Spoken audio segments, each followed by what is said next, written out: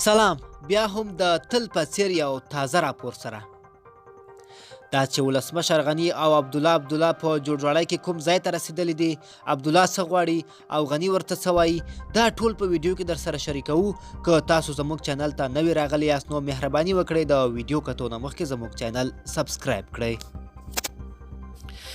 د ولسمشر محمد اشرف غني او پخوانی اجرایي رئیس او وسنی ځان بللی ولسمشر عبدالله ترمنځ لا هم د جوړجاړی په اړه خبرې روانې دي، خو د دواړو یو پایلې ته نه دي رسېدلې.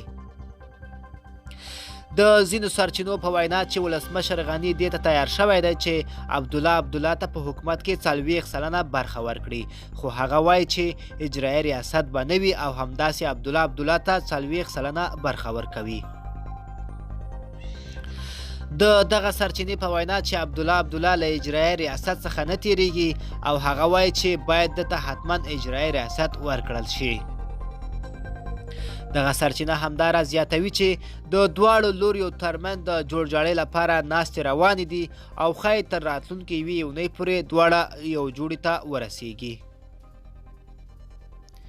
د یادولو ده چې ولسمشر غني د دویم ځل لپاره په ولسمشریزو ټاکنو کې بریا خپله کړه او د هغه د بریا د اعلان سره سم عبدالله هم ځان بریالی اعلان کړ.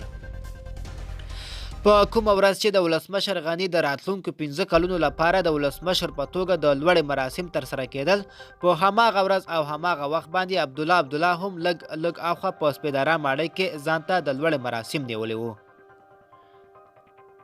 عبدالله که څه هم تر لوړې مراسمو مخکې او وروسته هم دا خبره تکرار کړه چې که چیرته ولسمشر غني ورسره جوړجاړی وکړي نو هغه له خپلې ولسمشرۍ تیریږي، خو د دواړو لوریو ترمنځ ډېرې ناستې هم بې پایلې پای ته رسېدلې دي. د لوړې مراسمو نه یوه ورځ مخکې د زلمي خلیلزاد په منځګړیتوب د ولسمشر غني او عبدالله ترمنځ هم ناسته وشوه، خو کومه پایله یې ورنه کړه. عبدالله که څه هم ځان ته ولسمشر وایي، خو بیا هم دې ته په تمه دی چې له ولسمشر غني سره یو جوړجاړی ته ورسیږي او هغه سره په حکومت کې ګډ شي. ملګرو، دا زموږ چمتو شوی راپور.